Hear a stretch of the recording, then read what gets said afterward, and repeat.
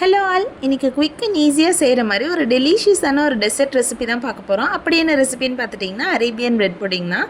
இதோட நேம் தான் கொஞ்சம் டிஃப்ரெண்ட்டாக இருக்கும், பட் செய்கிறது எல்லாமே ரொம்ப ஈஸி. நான் இதுக்கு ஒரு 1/2 லிட்டர் மில்க்கை நல்லா காய்ச்சி எடுத்ததுக்கப்புறமா 5 to 6 tablespoon sugar add பண்ணி நல்லா கலந்து விட்டு வச்சுக்கிறேன்.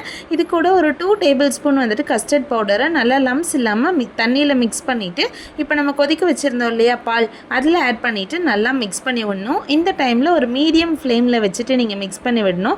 அப்போ தான் கரெக்டான கன்சிஸ்டன்சியில் வரும், இல்லைனா கீழெல்லாம் அடி பிடிச்சிக்கும். கார்னிஷிங்காக நான் பாதாமை தின் ஸ்லைசஸாக கட் பண்ணி எடுத்துருக்கேன். உங்களுக்கு விருப்பப்பட்ட நட்ஸை நீங்கள் கட் பண்ணி எடுத்துக்கலாம். இதுக்கு ஒரு 5 to 6 பீசஸ் ப்ரெட்டை வந்துட்டு இந்த மாதிரி சைடில் இருக்கிறதெல்லாம் கட் பண்ணிவிட்டு சென்டர் பார்ட்டை மட்டும் இந்த மாதிரி எடுத்துக்கிறேன். அரேஞ்ச் பண்ணுறதுக்காக நான் ஒரு டிஃபன் பாக்ஸில் தான் அரேஞ்ச் பண்ணியிருக்கேன். நீங்கள் ஒரு ஃப்ளாட்டான ட்ரேயில் கூட வந்துட்டு பண்ணிக்கலாம்.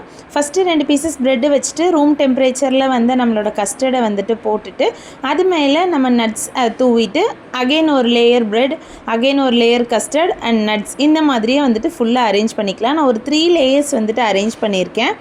இந்த மாதிரி பண்ணும்போது நமக்கு நல்லா ப்ரெட்டு வந்துட்டு நல்லா ஊறி இந்த கஸ்டர்டோட ஃப்ளேவரோட இடையில நட்ஸோட ரொம்பவே டேஸ்ட்டாக இருக்கும். இது ஒரு 2 to 3 hours வந்துட்டு ரெஃப்ரிஜரேட் பண்ணி எடுத்துக்கலாம். அப்போ தான் நல்லா சில்லுன்னு சாப்பிட்றதுக்கு சூப்பராக இருக்கும். இந்த ரெசிபி செய்கிறதுமே ரொம்ப ஈஸி, டேஸ்ட்டுமே ரொம்ப சூப்பராக இருந்துச்சு. நீங்கள் யூஸ்வலாக ஃப்ரூட் கஸ்டர்ட் தான் செஞ்சுட்ருக்கீங்கன்னா ஒரு சேஞ்சுக்காக இதை செஞ்சு பாருங்கள், ரொம்பவே டேஸ்ட்டாக இருக்கும். நெக்ஸ்ட் வீடியோவில் பார்க்கலாம். பாய்.